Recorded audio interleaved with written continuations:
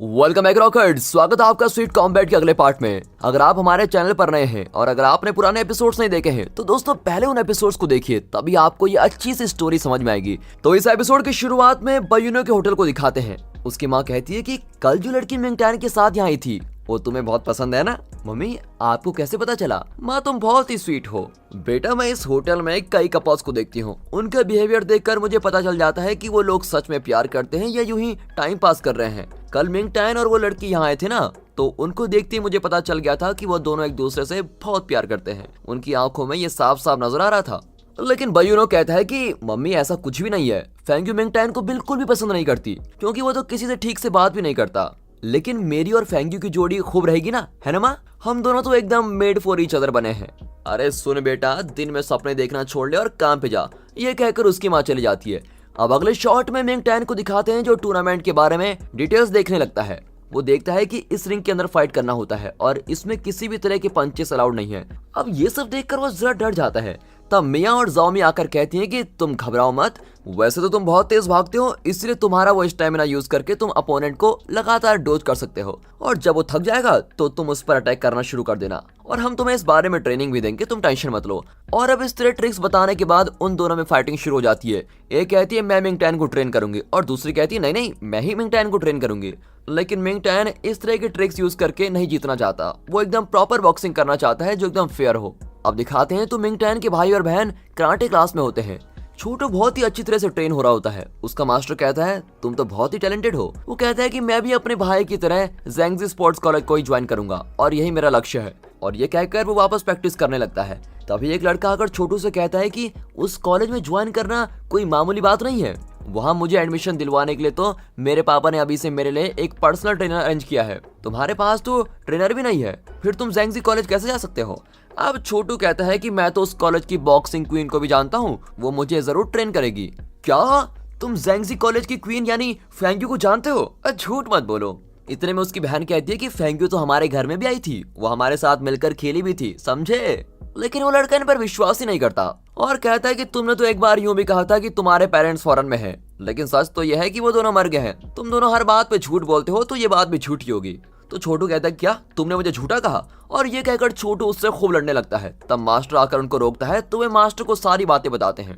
फिर मास्टर छोटू से कहता है कि अगर तुम खुद प्रैक्टिस करके बड़े कराटे चैंपियन बन जाओगे तो तुम्हें फेंग्यू का नाम यूज नहीं करना पड़ेगा। छोटू कहता है नहीं सर, मैं सच में फेंग्यू को जानता हूँ। और ये कहकर वो गुस्से में बाहर भाग जाता है। अब अगले शॉट में जियाओ फेंग को दिखाते हैं जो सुनहाओ को मूवी के लिए बुलाती है, लेकिन सुनहाओ कहता है कि मुझे जरूरी काम है और मैं जा रहा हूँ। दोस्तों अब एक नई कैरेक्टर आती है जिसका नाम टिम है और उसको सुनहाओ पर क्रश होता है।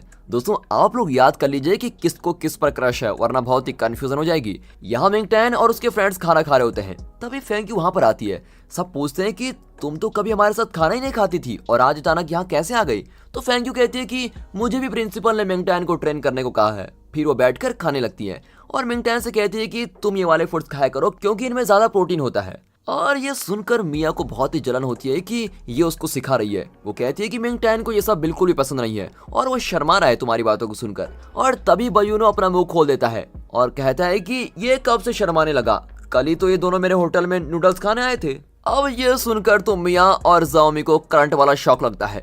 यार तू मुझे छोड़कर नूडल्स खाने चले गए? मिया को कुछ ज्यादा ही शौक लग जाता है। मिंगटैन सोचता है कि यार कोई इस बयूनो के मुंह पर ताला लगाओ, ये तो सब कुछ बता रहा है। फिर मिंगटैन कहता है कि नहीं नहीं हम दोनों अलग अलग गए थे लेकिन वहां पर बाय चांस मिल गए। लेकिन बयूनो का मुंह उसके कंट्रोल में नहीं होता और वो फिर से कहता है कि तुमने तो कहा था कि फेंग्यू तुम्हें किसी चीज की ट्रीट देने आई है। और ये सुनकर मिया का चेहरा तो देखिए दोस्तों कैसा हो गया है। एन वक्त पर मिंगटैन को छोटू के कराटे मास्टर का कॉल आता है और वो छोटू के बारे में सब कुछ कहता है। फिर मिंगटैन तुरंत वहां से भाग जाता है। अब वो घर पर छोटू को ढूंढता है लेकिन वो कहीं पर नहीं मिलता। फिर वो उन सारी जगहों पर ढूंढता है जहां छोटू नॉर्मली जाता था। आखिर में वो ग्राउंड में जाकर भी उसको तलाशता है लेकिन उसका कहीं पता नहीं चलता। अब मिंगटैन बहुत ही घबरा जाता है कि मेरा भाई गया कहाँ। वहाँ दिखाते हैं तो फेंग्यू कॉलेज खत्म करके घर जाने के लिए निकल रही होती है कि तभी छोटू आ जाता है। अब फेंग्यू नहीं जानती कि मिंगटैन इसको ढूंढ रहा है, इसलिए वो पूछती है कि क्या तुम अपने भाई को ढूंढ रहे हो? वो कहता है नहीं नहीं मैं तो आपसे मिलने आया हूँ। अच्छा मुझसे मिलने आए हैं, तो ठीक है बताइए आपको क्या चाहिए। और इस तरह वो बड़े प्यार से पूछती है। छोटू कराटे क्लास की सारी बातें उसको बताता है और कहता है कि कोई मान ही नहीं रहा कि आप मेरी फ्रेंड है, क्या आप मेरे साथ आकर उनको बता सकती हैं कि मैं झूठ नहीं बोल रहा था। और अब फेंग्यू कराटे क्लास पहुंच जाती है और कहता है कि छोटू सच में मेरा फ्रेंड है। फिर वो मास्टर से कहती है कि छोटू से गलती हो गई, प्लीज उसे माफ कर दीजिए। फिर वो छोटू से कहते हैं कि तुम मास्टर से माफी मांगो। अब वो भी माफी मांगने लगता है। तभी उसकी बहन कहती है कि उस लड़के ने छोटू को तो झूठा भी कहा था। अब फेंगी उस बच्चे के पास जाकर कहती है कि अब तो तुमको बिलीव हो गया ना बेटा कि छोटू सच कह रहा था। और फिर वो बच्चा एकदम क्यूटली सर हिलाता है, हाँ ठीक है। अब फेंगी उसको समझाती है कि अगर कोई तुमको झूठा कहे तो तुमको कैसा लगेगा। बिल्कुल वैसा ही छोटू को भी हर्ट हुआ था। ये सुनकर वो लड़का छोटू से माफी मांगता है और दोनों हाथ मिलाकर फिर से दोस्ती कर लेते हैं। अब फेंग्यू एक मार्कर से उस लड़के के हाथ में अपना सिग्नेचर भी देती है। फिर वो मास्टर से कहती है कि मुझे ये बच्चे बहुत ही अच्छे लगे और मैं महीने में एक बार आकर इनको ट्रेन जरूर करूंगी।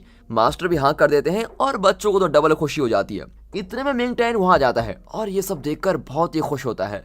अब सारे बच्चे फेंग्यू का ऑटोग्राफ ले रहे होते हैं। देखा, इतनी फेमस है हमारी फेंग्यू, वो इस सिटी की सबसे एक्सपर्ट एमएमए बॉक्सर है और इसीलिए सब उसे बॉक्सिंग क्वीन के नाम से जानते हैं। वहाँ सुनहाओ और जाओमी के पापा बैठकर बातें कर रहे होते हैं। जाओमी के पापा सुनहाओ को अपनी स्पेशल टिप देते हैं जिसको उन्होंने आज तक किसी से भी शेयर नहीं किया था। सुनहाओ को अपने बॉक्सिंग मूवमेंट सिखाने के लिए जाओमी के पापा ने 3 कंडीशन बताए थे। पहली कंडीशन तो यह है कि सुनहाओ को जाओमी से प्यार करना होगा और यही उनकी सबसे इंपॉर्टेंट कंडीशन थी क्योंकि वो जानते हैं कि सुनहाओ दिल का बहुत ही अच्छा है। लेकिन सुनहाओ उस कंडीशन को रिजेक्ट कर देता है और कहता है इस कंडीशन के बिना आप मुझको मूवमेंट्स नहीं सिखाएंगे क्या। अब पापा शौक होकर पूछते हैं कि क्या तुम जाओमी को पसंद नहीं करते। सुनहाओ कहता है कि ऐसी बात नहीं है, एक्चुअली आपके कहने से पहले ही मुझे वो पसंद आ गई थी। और तब फ्लैशबैक में दिखाते हैं कि बहुत दिन पहले सुनहाओ लेट नाइट साइकिलिंग कर रहा था। तब जाओमी जी जान से अपनी प्रैक्टिस कर रही थी और इतनी देर रात सिंसियरली से प्रैक्टिस करते देखकर सुनहाओ बहुत ही इंप्रेस हो गया था और उस पल से ही वो जाओमी से प्यार करने लगा था। इतना अच्छा और सच्चा लड़का अपनी बेटी के लिए पाकर पापा बहुत ही खुश होते हैं। इतने में जाओमी आकर पूछते हैं कि तुम फिर से पापा से ट्रेनिंग लेने आ गए। ओके पापा, मैं रनिंग प्रैक्टिस के लिए जा रही हूँ। अब उसके पापा सुनहाओ को भी साथ ले जाने के लिए कहते हैं। अब जाओमी ना चाहते हुए भी सुनहाओ को अपने साथ लेके जाती है। वहाँ मियाँ मिंग टैन को ढूंढ रही होती है जो अचानक ही कैफेटेरिया से भाग गया था, लेकिन फिर भी उसे तसल्ली होती है कि मिंग टैन अकेला ही कहीं गया होगा और फेंगी उसके साथ नहीं गई होगी। अब उसी वक्त फेंगी और मिंग टैन उसके भाई बहन के साथ घर जा रहे होते हैं। तब वहाँ एक नया हॉट डॉग शॉप खुली होती है जहाँ 100 हॉट डॉग फ्री में दे रहे होते हैं, लेकिन उसके लिए आपको एक गेम खेलकर जीतना होगा। और ये अनाउंसमेंट सुनकर दोनों बच्चे वहाँ भाग जाते हैं क्योंकि हॉट डॉग्स उनका बहुत ही फेवरेट होता है। अब मिंग टैन और फेंगी वहां पर जाते हैं। वहां लोगों की बहुत भीड़ लगी होती है क्योंकि ऐसे गेम्स तो सभी खेलना चाहते हैं और शॉप ओनर कहती है कि 2 लोगों को मिलकर ये गेम खेलना होगा। दोनों बच्चे हाथ उठाते हैं लेकिन ओनर कहती है कि ये सिर्फ 18 साल से ऊपर वालों के लिए है। अब इन बच्चों के खातिर मिंग टैन और फेंगी को गेम खेलना पड़ता है। गेम यह है कि एक बाउल में आटा होगा और उसमें कुछ बॉल्स होंगे, इनको फूंक मारकर उन बॉल्स को बाहर निकालना होगा। और अब गेम शुरू होता है और दोनों बॉल के अंदर फूंकने लगते हैं। सारा आटा इनके मुंह पर लग जाता है और बीजीएम भी तेज हो जाता है और फिर बहुत कोशिश करने के बाद आखिर में वे आखिरी बॉल को बाहर करके गेम जीत जाते हैं और फिर ये हॉट डॉग्स के मजे ले रहे होते हैं। अब वहां से निकलकर फेंगी और मिंग टैन एक दूसरे के चेहरे से आटा साफ कर रहे होते हैं और मिंग टैन मन ही मन सोचता है कि ये बाहर से जितनी हार्ड दिखती है दिल से उतनी ही सॉफ्ट है। दोनों बच्चे जूस पी रहे होते हैं। छोटी कहती है कि जल्द ही ये दोनों गर्लफ्रेंड बॉयफ्रेंड बनने वाले हैं। इस पर छोटू को बड़ा ही गुस्सा आ जाता है और वो कहता है कि ऐसा कभी नहीं होगा। फिर वो भागकर उन दोनों के बीच में खड़ा हो जाता है और कहता है कि बॉक्सिंग क्वीन जी, मैं भी ट्रेनिंग ले रहा हूँ और बहुत ही जल्दी बड़ा भी हो जाऊंगा, फिर तो मैं अपने भाई से भी ज्यादा हैंडसम और स्ट्रॉन्ग बन जाऊंगा। अब मिंग टैन उसका मुंह बंद कर देता है लेकिन फेंगी को बहुत ही हंसी आ जाती है कि कितना क्यूट बच्चा है। अगले शॉट में सुनहाओ और जाओमी रनिंग प्रैक्टिस कर रहे होते हैं। इनका टारगेट है इस पहाड़ के ऊपर तक जाकर वापस लौटना।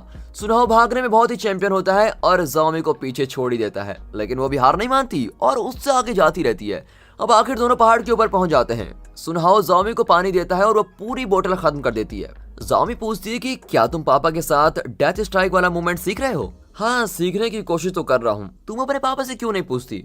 अरे पूछा तो था लेकिन उन्होंने मुझे सिखाने से इनकार कर दिया क्योंकि मुझे गुस्सा बहुत आता है और पापा सोचते हैं कि अगर मुझे डेथ स्ट्राइक सिखा दिया तो मैं मैच के दौरान अपने अपोनेंट पर उसको यूज करूंगी और उसकी मौत भी हो सकती है और इसीलिए वो मुझको नहीं सिखा रहे हैं।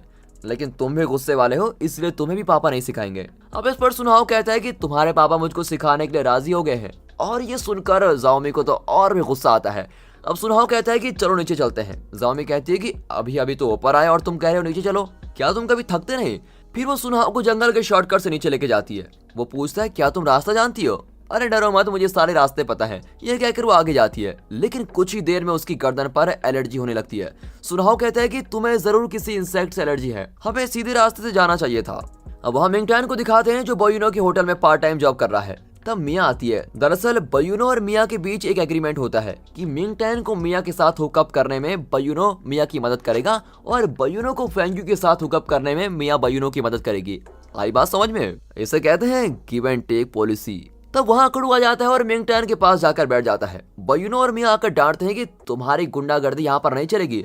अब अकड़ू कहता है कि मैं तो एक कस्टमर हूँ और मेरा खाना तो मिंग टैन ही लाएगा। अब इसके बाद बयूनो कुछ कह नहीं पाता। मिंग टैन भी कह देता है कि इसे मैं संभाल लूंगा, तुम जाकर अपना काम करो। अब अकड़ू मिंग टैन से टेबल साफ करवाता है। तब मिंग टैन पूछता है कि आप क्या लेंगे, क्या तुम्हारे पास मेन्यू कार्ड नहीं है? जाओ और मेन्यू कार्ड लाओ। फिर मेन्यू कार्ड देखकर वो हर आइटम को ऑर्डर करने लगता है। जब मिंग टैन आइटम्स नोट कर लेता है तो अकड़ू कहता है कि वो सब मुझको नहीं चाहिए और अब मिंग टैन सब कुछ काट कर दोबारा ऑर्डर लिखता है और इस तरह वो अकड़ू कई बार करने लगता है और मिंग टैन को परेशान करते रहता है। इतने में मिया और बयूनो फिर आकर पूछते हैं कि आखिर तुमको चाहिए क्या? अकड़ू अकड़ कर कहता है कि तुम दोनों चले जाओ वरना सारे कस्टमर्स को यहाँ से भगा दूंगा।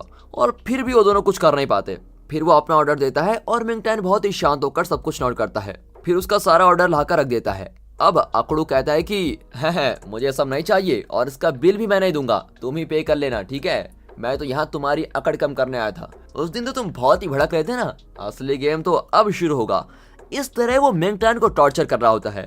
मिया और बयूनो उस पर चिल्लाते हैं और वो कहता है कि ऐसे होटल में तो मैं कभी खाना नहीं खाऊंगा, मैं तो यहाँ मिंग टैन से बदला लेने आया था। एन वक्त वहां पर सुनहाओ आता है और उसको देखते ही अकड़ो के हाथ पैर कांपने लगते हैं। और दोस्तों इसी के साथ ये एपिसोड यहाँ पर खत्म होता है। दोस्तों अगले एपिसोड के लिए तैयार रहिए और ये सीरीज आपको पसंद आई है तो वीडियो को लाइक और चैनल को सब्सक्राइब अभी कर दें।